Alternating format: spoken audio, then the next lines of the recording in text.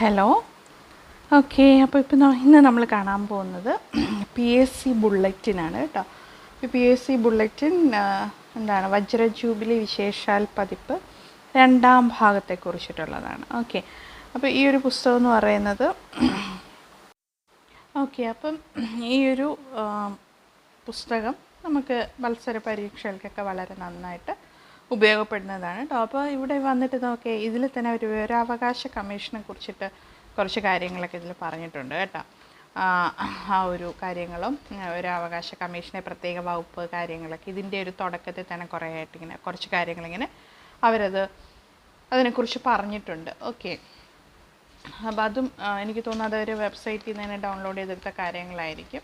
ഇതിൻ്റെ ആദ്യം തന്നെ വിവരാവകാശ നിയമം 2005 ഒരു ലഘു പഠനം എന്നൊക്കെ പറഞ്ഞിട്ട് ചെറിയൊരു സംഭവം കൊടുത്തിട്ടുണ്ട് ഇതിൻ്റെ ഫ്രണ്ടിൽ ആദ്യം തന്നെ. ഓക്കെ, അപ്പോൾ ഈ ഒരു പുസ്തകം എന്ന് പറയുമ്പോൾ നമുക്ക് മാത്രമല്ല, ഇപ്പം തലമുറകളിലേക്ക് വരെ നമ്മുടെ ഇന്ത്യ ചരിത്രത്തെക്കുറിച്ചിട്ടുള്ള കാര്യങ്ങൾ കൈമാറാൻ പറ്റുന്ന രീതിയിലുള്ള അത്രയും ഒരു പ്രഷ്യസ് ആയിട്ടുള്ള അത്രയും ഒരു വിലപ്പെട്ട ഒരു ബുക്കാണ് എന്നാണ് ഞാനിത് പറയുന്നത്. ഓക്കെ, അപ്പോൾ ഇതാണ് ഞാൻ പറഞ്ഞ വിവരാവകാശ നിയമം 2005 ഒരു ലഘു പഠനം. അതായത് ഇതിൻ്റെ വകുപ്പുകൾ എല്ലാ കാര്യങ്ങളും വിവരാവകാശ നിയമത്തെക്കുറിച്ചിട്ടുള്ള എല്ലാ കാര്യങ്ങളും അതിൽ പറഞ്ഞിട്ടുണ്ട്. പിന്നെ ഇപ്പോഴാണല്ലോ ഇത് വേറെ ബുക്കുകളിലൊക്കെ നിയമങ്ങളൊക്കെ അതിൻ്റെ ഡീറ്റെയിൽസൊക്കെ വന്നു തുടങ്ങിയത്.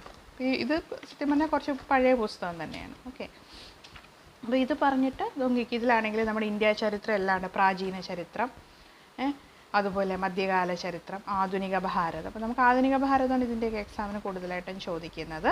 പക്ഷെ നമുക്ക് കൂടുതൽ അറിയണം, നമ്മുടെ ഇന്ത്യ ചരിത്രത്തെക്കുറിച്ചൊക്കെ കൂടുതൽ അറിയണമെങ്കിൽ പോലും ഈ പുസ്തകം നല്ലതാണ്. പ്രാചീന ഭാരതത്തെക്കുറിച്ചിട്ടുണ്ട്, അതുപോലെ മധ്യകാല ഭാരതം. ഞാൻ നേരത്തെ ആധുനിക ഭാരതത്തിൻ്റെ എല്ലാ കാര്യങ്ങളും എഴുതിയിട്ടുണ്ട് കേട്ടോ. അതായത് നമ്മുടെ ബ്രിട്ടീഷ് വന്നത് മുതൽ പ്ലാസി യുദ്ധം മുതൽ നമ്മുടെ നമ്മുടെ ഇന്ത്യക്ക് സ്വതന്ത്ര ഭാരതം വരെ ഇതിൽ എഴുതിയിട്ടുണ്ട്. അതിൻ്റെ ഇടയ്ക്കുള്ള ഒരുപാട് കാര്യങ്ങൾ നമ്മൾ ഒരു സെൻറ്റൻസ് പഠിക്കുന്ന ഒരുപാട് കാര്യങ്ങൾ ൻ്റെയൊക്കെ വളരെ ഡീറ്റെയിൽസ് ഉള്ള ഒരു പുസ്തകമാണ് കേട്ടോ. ഇത് ഞാൻ പറഞ്ഞില്ല, ഒരു മത്സര പരീക്ഷയ്ക്ക് മാത്രമല്ല, നമുക്കൊരു ഇന്ത്യ ചരിത്രത്തെക്കുറിച്ചിട്ടൊക്കെ ഒരു വിവരം ഒക്കെ വയ്ക്കാനും ഒക്കെ വളരെ നല്ല ഒരു ബുക്കാണിത്. ഓക്കെ, ഇപ്പോൾ ഹിസ്റ്ററി ഒന്ന് മെയിനായിട്ട് എടുത്ത് പഠിക്കാത്തവർക്കൊക്കെ അല്ലേ, ഹിസ്റ്ററിയൊക്കെ വായിക്കാൻ ഇഷ്ടമുള്ളവർക്ക് ഈ പുസ്തകം ഇഷ്ടപ്പെടും കേട്ടോ. അപ്പോൾ എന്നെ സംബന്ധിച്ച് എൻ്റെ സബ്ജക്റ്റ് ഹിസ്റ്ററി അല്ല, പക്ഷേ എനിക്ക് ഹിസ്റ്ററി പഠിക്കുമ്പോൾ ഭയങ്കര ഇഷ്ടമാണ്. പക്ഷേ ഇത് തന്നെ ഇതിൽ തന്നെ നമ്മളിപ്പോൾ മത്സര പരീക്ഷയൊക്കെ ബേസ് ചെയ്ത് പഠിക്കുമ്പോൾ നമ്മൾ ഇതിൽ തന്നെ അങ്ങ് കോൺസെൻട്രേറ്റ് ചെയ്ത് ഇതിലങ്ങ് മുഴുകി അങ്ങനെ ഫുള്ളായിട്ടിരിക്കുകയും ചെയ്യരുത്.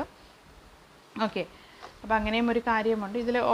ഇതിലെല്ലാ കാര്യങ്ങളും ഉണ്ട് സത്യം പറഞ്ഞിട്ടുണ്ടെങ്കിൽ കേട്ടോ. ഇതൊക്കെ നമുക്ക് ഒത്തിരി സമയം എടുത്ത് വായിക്കേണ്ട പുസ്തകങ്ങളാണ് ഇതൊക്കെ. ഞാൻ ജസ്റ്റ് PSC പിന്നെ ഇതിൻ്റെ ഒരു സംഭവം എന്ന് പറഞ്ഞിട്ട് ഇതിൻ്റെ പ്രസൻറ്റേഷൻ വൈസ് നന്നായിട്ടുണ്ട്.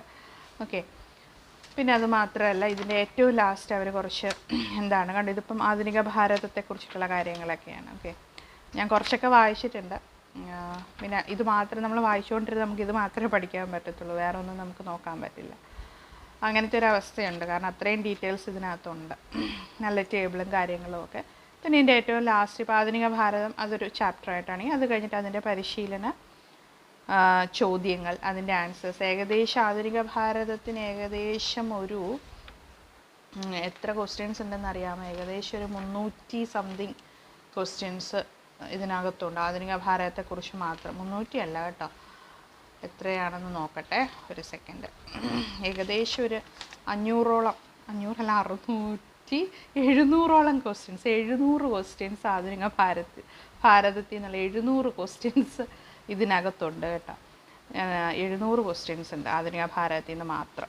ഈ സത്യം ഇതിൻ്റെ കുറേ ക്വസ്റ്റ്യൻസൊക്കെ ആക്ച്വലി നമ്മൾ എവിടെ കണ്ടിട്ടുണ്ടെന്നറിയോ? ഈ PSC ഇതുണ്ടല്ലോ, തൊഴിൽ അതുണ്ടല്ലോ, ആ പ്രസിദ്ധീകരണങ്ങളിലൊക്കെ ഈ സെയിം കാര്യം അവർ പലപ്പോഴും അത് പ്രസിദ്ധീകരിച്ചിട്ട് ഞാൻ കണ്ടിട്ടുണ്ടത്. അപ്പോൾ അതെല്ലാം ഇതിൽ നിന്ന് വന്നിട്ടുള്ളതാണ് കേട്ടോ. PSC ബുള്ളറ്റിൻ ഈ ഒരു ബുക്കിൽ നിന്നുള്ളതാണ്. ഇതുകൊണ്ട് INC കുറിച്ച് തന്നെ ഒരുപാട് ക്വസ്റ്റ്യൻസ് നമുക്ക് ചോദിക്കും. ഈ ക്വസ്റ്റ്യൻസ് മാത്രം പഠിച്ചാലും മതി, പക്ഷെ ഓർമ്മ നിൽക്കണം. വെറുതെ കാണാപ്പാഠം പഠിക്കുന്നതിനേക്കാളും ക്വസ്റ്റ്യൻ ആൻസർ വൈസ് പഠിക്കുമ്പോൾ ചിലപ്പോൾ നമുക്ക് എപ്പോഴും ഓർമ്മ കിട്ടണമെന്നില്ല. എങ്കിലും ഒരു കുറേ പ്രാവശ്യം വായിച്ച് കഴിയുമ്പോൾ നന്നായിട്ട് റിവൈസ് ചെയ്ത് കഴിഞ്ഞാൽ ഓർമ്മയൊക്കെ കിട്ടും കേട്ടോ. റിവിഷനാണല്ലോ പ്രധാനപ്പെട്ട ഒരു കാര്യം എന്ന് പറയുന്നത്. ഈ ഒരു ബുക്കെന്ന് പറയുന്നത് ഞാൻ പറഞ്ഞില്ലേ, ഒരു മോഡേൺ ഭാരതത്തിനെ കുറിച്ച് ശരിക്കും ഒരു വളരെ നല്ലൊരു ഇൻ്റർനാഷണൽ കോൺഗ്രസിനെ കുറിച്ച് തന്നെ ഏകദേശം ഒരുപാട് ക്വസ്റ്റ്യൻസ് അവരോട് കൊടുത്തിട്ടുണ്ട്. അതുപോലെ ഗവർണർ ജനറൽമാരും വൈസ്രോയിമാരും ഗാന്ധിജിയെക്കുറിച്ച് മാത്രം ഒരു ചാപ്റ്റർ ഉണ്ട്. പിന്നെ ആധുനിക ഇന്ത്യയിലെ മഹാരഥന്മാരെന്ന് പറഞ്ഞിട്ട് നമ്മുടെ രാജാറാം മോഹൻ റായ് മുതൽ ഇങ്ങോട്ട് ഉള്ള എല്ലാ കാര്യങ്ങളും. ഗാന്ധിജിയുടെ ചാപ്റ്റർ എന്ന് പറഞ്ഞിട്ടുണ്ടെങ്കിൽ ഗാന്ധിജിയുടെ ഒരു ജീവചരിത്രം പോലെ തന്നെ ഏകദേശം ഉണ്ട്. എല്ലാ കാര്യങ്ങളും ഉള്ളൊരു ചാപ്റ്ററാണ്. പിന്നെ ഇത് ഞാൻ പറഞ്ഞല്ലോ ആധുനിക ഇന്ത്യയിലെ മഹാരഥന്മാർ, ആ യൂണിറ്റിനെ വെച്ചിട്ടുള്ള സംഭവങ്ങൾ, അവരെക്കുറിച്ചിട്ടുള്ള കുറേ കാര്യങ്ങളാണ്. അപ്പോൾ ഈ ഓരോ ചാപ്റ്റർ കഴിയുമ്പോഴും ഇങ്ങനെ ക്വസ്റ്റ്യൻസ് ഉണ്ട്. ഇപ്പോൾ sister Nivedita, MR Jayakar, okay, അങ്ങനെ ടി പ്രകാശത്തിനെ കുറിച്ചൊക്കെ തന്നെ ഒത്തിരി കാര്യങ്ങൾ ഇതിൽ എഴുതിയിട്ടുണ്ട്. ഓക്കെ, ടി പ്രകാശത്തിനെ കുറിച്ച് നമുക്കാകെ ഒരു 2-3 കാര്യങ്ങളൊക്കെ അറിയത്തുള്ളൂ. ആന്ധ്ര കേസരിയാണെന്നോ അങ്ങനെ കുറച്ച് മീറ്റിങ്ങിൻ്റെ അധ്യക്ഷനാണെന്നോ അങ്ങനെയൊക്കെ അറിയത്തുള്ളൂ. പക്ഷെ അതൊന്നുമല്ല, ഒത്തിരി കാര്യങ്ങൾ ഇതിൽ, ഒരുപാട് കാര്യങ്ങൾ അവർ പറഞ്ഞിട്ടുണ്ട്, ഒരുപാട് കാര്യങ്ങൾ.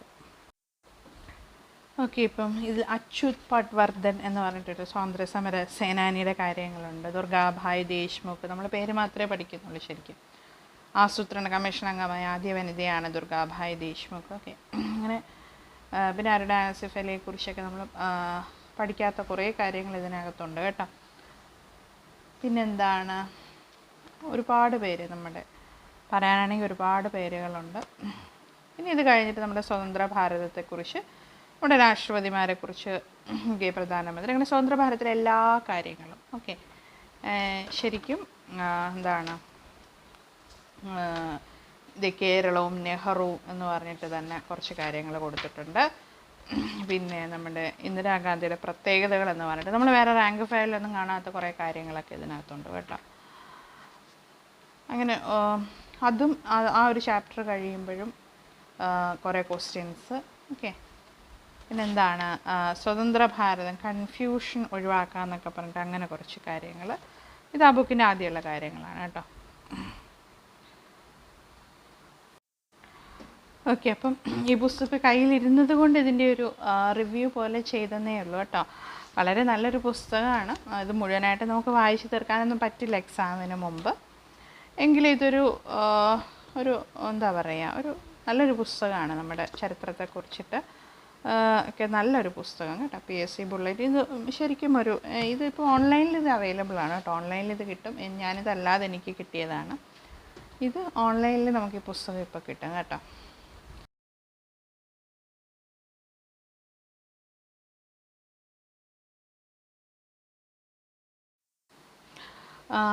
ഓക്കെ, പിന്നെ വേറൊരു കാര്യമുള്ള എന്താണെന്ന് വെച്ചിട്ടുണ്ടെങ്കിൽ, ഈ ഒരു പുസ്തകം നമ്മൾ ഈ പേയ്മെൻ്റൊക്കെ കൊടുത്തിട്ട് നമ്മൾ PSC കോച്ചിങ് ചെയ്യുമല്ലോ.